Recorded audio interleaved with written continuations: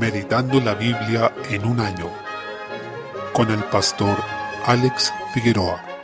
Día 26, mes 11. Daniel capítulo 2. Desde el versículo 24, Daniel, habiendo recibido la visión y la interpretación del sueño que tuvo Nabucodonosor, se dirigió a él para darle a conocer lo que el Señor le había revelado. Lo primero que destaca en Daniel es su humildad piadosa, porque él simplemente podría haber entregado la interpretación del sueño, pero lo que hizo fue destacar que Dios tenía toda la gloria en esto. Era Dios quien debía recibir todo el honor por revelar este misterio, y Daniel lo deja en claro al decir: hay un Dios en los cielos, el cual revela los misterios. Versículo 28. Desde el versículo 29, el profeta interpreta el sueño del rey, el cual corresponde a una imagen con forma humana hecha de distintos metales. La mayoría de los comentaristas acá está de acuerdo en que la interpretación correcta sería la cabeza como representación de Babilonia, cuestión que el mismo Señor aclara a través de Daniel. El pecho y los brazos representan a Media y Persia, el vientre y los muslos a Grecia y las piernas de hierro y barro cocido a Roma. Más allá de los detalles de la interpretación, lo que nos muestra es el tránsito de distintos gobiernos humanos. Esto se debe mirar en línea con lo dicho después en el capítulo 7,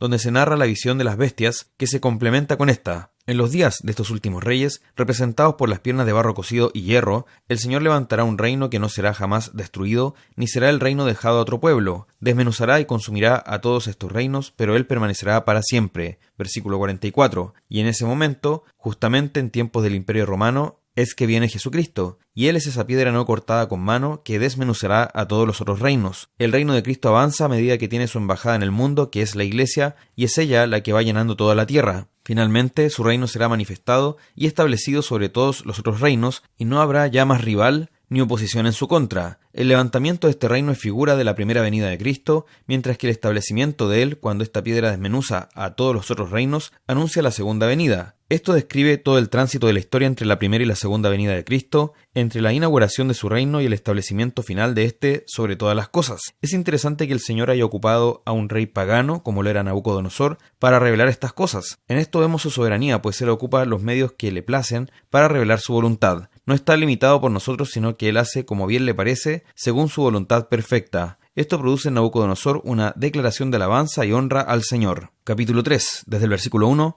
Nabucodonosor levanta una estatua de oro. Probablemente le quedó rondando esta idea del sueño que había tenido, en que aparecía esta imagen de distintos metales y en donde él era la cabeza de oro. Tal vez quedó deslumbrado con eso y por ese motivo hizo una estatua completa de oro, citando a todos los funcionarios de todas las regiones de sus reinos conquistados para que le rindieran tributo a esta imagen. Esto significa que no entendió el propósito final de la visión, esto es, el cómo se establecería el reino de Dios, queriendo Nabucodonosor perpetuar su propio reino terrenal. Toda la imagen que él hizo era de oro, es decir, no usó los materiales tal como fueron mencionados en la visión, sino que el material que describía el reino de Nabucodonosor, él lo aplicó a la imagen completa. Eso puede expresar un deseo de este rey de que su reino permaneciera para siempre y de ensalzarse él mismo como un dios. Desde el versículo 4, el rey amenazó con echar al horno de fuego a todos quienes no adoraran la imagen. En concordancia, la adoraron todos los pueblos, naciones y lenguas allí representados a través de sus funcionarios, menos unos varones judíos que estaban puestos sobre la provincia de Babilonia. Los funcionarios del reino dieron testimonio en contra de ellos, acusándolos y diciendo al rey: no adoran tus dioses ni adoran la estatua de oro que has levantado. Versículo 12. Esto nos enseña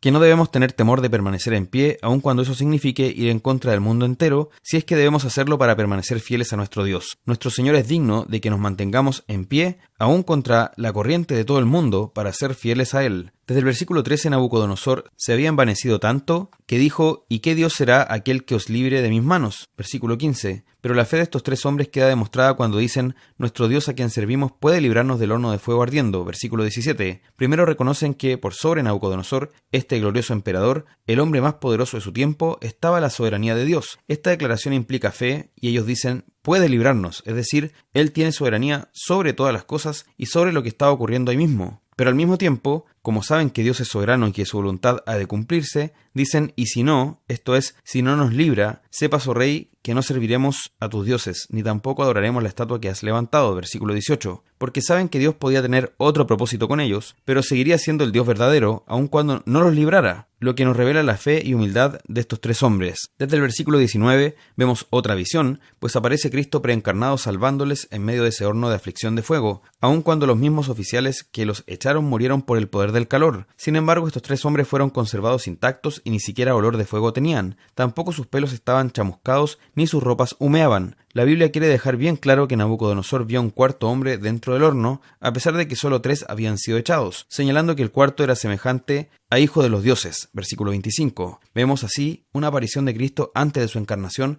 mostrándonos cómo Cristo siempre ha estado con su pueblo, cuidándolo y guardándolo. En este caso, guardó sobrenaturalmente a estos hombres de una muerte segura. Cristo guarda a su pueblo en medio incluso de la persecución de las naciones, aún de las más poderosas de ellas, pues aquí los libró de las manos de un hombre que era el más poderoso del mundo en su tiempo. Desde el versículo 28, esto provocó que Nabucodonosor nuevamente hiciera una declaración de alabanza a Dios, diciendo: no hay Dios que pueda librar como este. Versículo 29, ordenando que nadie blasfeme contra este Dios, y dio testimonio de estos hombres, diciendo: entregaron sus cuerpos antes que servir y adorar a otro Dios que su Dios. Versículo 28. Enfaticemos esto: entregaron sus cuerpos antes que servir y adorar a otro Dios que su Dios. Esto es maravilloso y nos recuerda la declaración que encontramos en la carta a los Romanos: os ruego por las misericordias de Dios que presentéis vuestros cuerpos en sacrificio vivo. Romanos 12:1. A eso es a lo que estamos llamados, y qué triste es que muchos que profesan la fe hagan precisamente lo contrario, entregando sus cuerpos para adorar a otro Dios antes que al verdadero Dios. Que no sea así en nosotros, sino que se dé el mismo testimonio de fe y de humildad que se entregó acerca de estos hombres, recordando que es Cristo quien nos mantiene a salvo como sus ovejas. Salmo 119. Desde el versículo 81, en estos pasajes vemos cómo el salmista está desfalleciendo, pidiendo la salvación del Señor. Hay veces en que especialmente tenemos este sentir, que es de un hambre y sed de Dios, en el sentido de desear la salvación, estar seguros de que hemos sido aceptos delante de Dios y de haber recibido su perdón.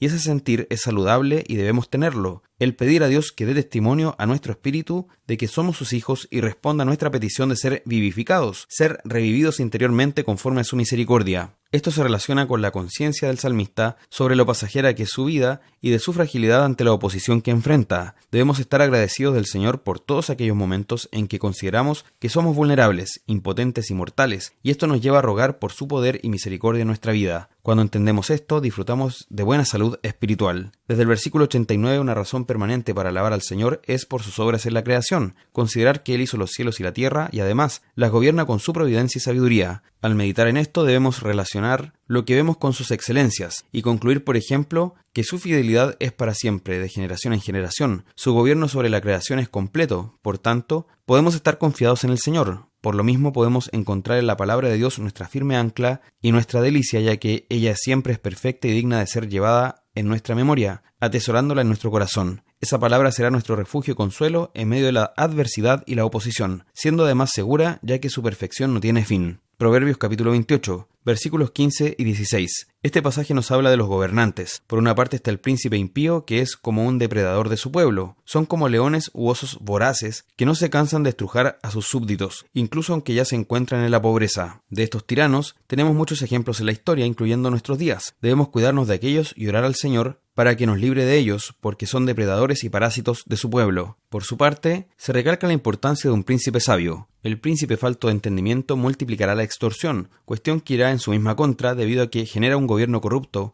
lo que puede llegar a favorecer conspiraciones que minen su gobierno. Pero el que aborrece la avaricia prolongará sus días. Esto es lo que debemos buscar en nuestros gobernantes, pero siendo conscientes de que solo Cristo es nuestro Rey en último término, y Él es el único justo y digno de regir sobre nosotros eternamente. 1 de Pedro capítulo 4, versículo 7. Se acerca la exhortación final, anunciando que el fin de las cosas se acerca, lo que nos llama a ser sobrios y velar en oración. Es decir, por una parte, no dejarnos engañar por doctrinas falsas, ni adormecernos, ya sea por los afanes de esta vida o por los placeres de este mundo. Ser sobrio significa estar en pleno dominio de nuestros sentidos, ejerciendo todas nuestras facultades mentales. Y por otra parte, velar en oración. Esto concuerda con la exhortación que hizo Jesús en el huerto de Getsemaní y sigue siendo la exhortación para nosotros, en el sentido de velar y orar, porque el espíritu está dispuesto, pero la carne es débil. Desde el versículo 8, nuevamente la palabra nos llama a mantener un amor ferviente, la hospitalidad y el servicio entre nosotros, diciendo cada uno según el don que ha recibido, ministrelo a los otros. Versículo 10. Esto es, cada hermano, cada cristiano tiene al menos un don para bendecir a sus otros hermanos. Si alguien no está ejerciendo su don, está pecando de ocio y negligencia y deberá dar cuenta al Señor, porque cada uno ha recibido estos dones para poder servir. En el versículo 11 podemos encontrar una división útil de los dones, en cuanto hay unos más relacionados con la palabra y otros más relacionados con el servicio práctico. Sea cual sea el don que el Señor nos haya entregado, debemos dar toda gloria y honra a Él por eso, y utilizar ese don para gloria suya y para servicio de nuestros hermanos. Desde el versículo 12 se insiste en el tema del sufrimiento, un asunto importante dentro de esta carta. Los hermanos que la recibieron debían estar padeciendo persecución, al menos en algún grado, pero notemos que el sufrimiento es visto como parte de la vida cristiana, pues nos hace participantes de los padecimientos de Cristo, y por tanto bienaventurados porque el Espíritu de Dios reposa sobre nosotros. Versículo 14. Esto nos da una razón para glorificar a Dios, porque nos ha tenido por dignos de padecer tal como Cristo lo hizo. Desde el versículo 17 debemos entender que Dios está llevando a cabo un juicio contra la humanidad,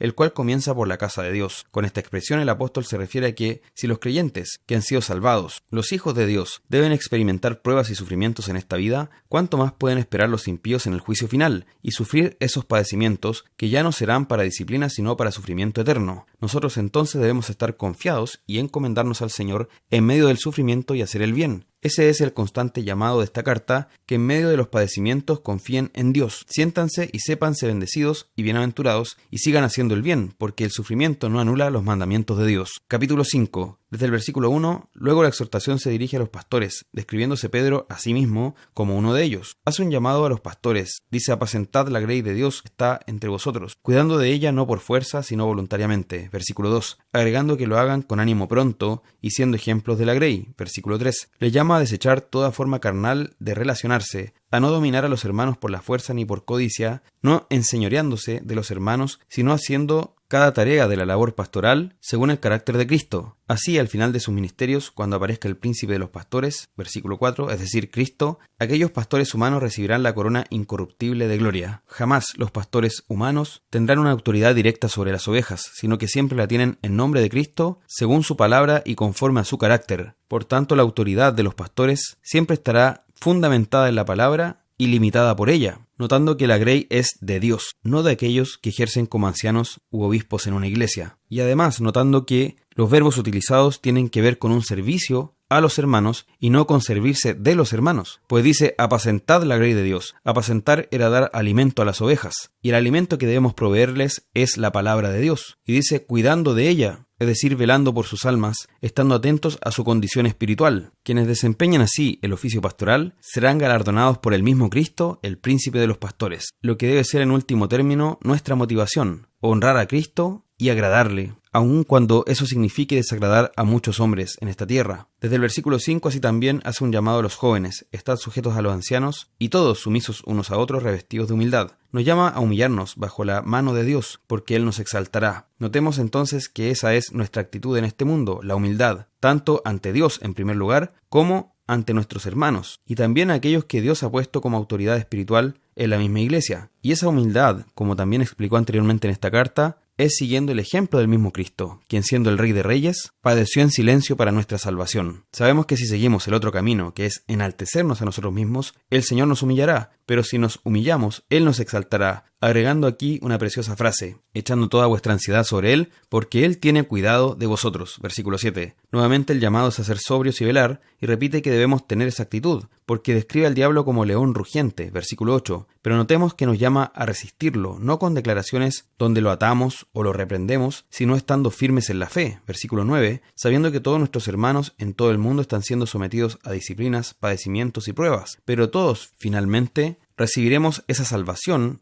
en la gloria cuando se manifieste Jesucristo, después que hayáis padecido un poco de tiempo. Versículo 10. Esto es visto como parte de la vida cristiana, de nuestro transitar aquí como extranjeros y peregrinos. Él mismo, después de este padecimiento temporal, nos va a afirmar, nos va a fortalecer y nos establecerá. Seremos glorificados para siempre. Gracias damos a Dios por una esperanza tan grande y firme. Desde el versículo 12 al final de la carta vemos que Pedro llama a Marcos como mi hijo. Versículo 13. Recordemos que Marcos tuvo un incidente en donde retrocedió y no siguió acompañando al apóstol Pablo en la obra. Esto produjo una división entre Pablo y Bernabé, debido a que este último quería que Juan Marcos lo acompañara, pero Pablo no, porque había retrocedido antes. Podemos ver que Marcos fue restaurado y que ahora Pedro lo llama mi hijo. Luego Pablo, en su última carta, antes de morir, requeriría a este hombre diciendo: porque me es útil para el ministerio. 2 Timoteo 4:11. Por tanto, nos da un precioso ejemplo de restauración. Terminando, Pedro testifica que esta es la verdadera gracia y nos llama a estar firmes en ella, lo que confirma que el fundamento para nuestras buenas obras y para nuestra perseverancia hasta el fin es la gracia que hemos recibido de parte de Dios. Esa gracia se disfruta en medio del amor fraternal, es decir, no estamos hechos para vivir esta fe cada uno por su lado, sino que la constante exhortación es a la comunión y al amor verdadero y no fingido entre los hermanos. Aunque estemos en Babilonia, es decir, aunque vivamos en medio de un mundo caído de un sistema humano de maldad, el llamado justamente es ese, estar firmes en la gracia. Terminamos esta preciosa carta que nos llama a la perseverancia en fidelidad a nuestro Dios, teniendo esta esperanza y este ejemplo, que el justo padeció por los injustos para llevarnos a Dios.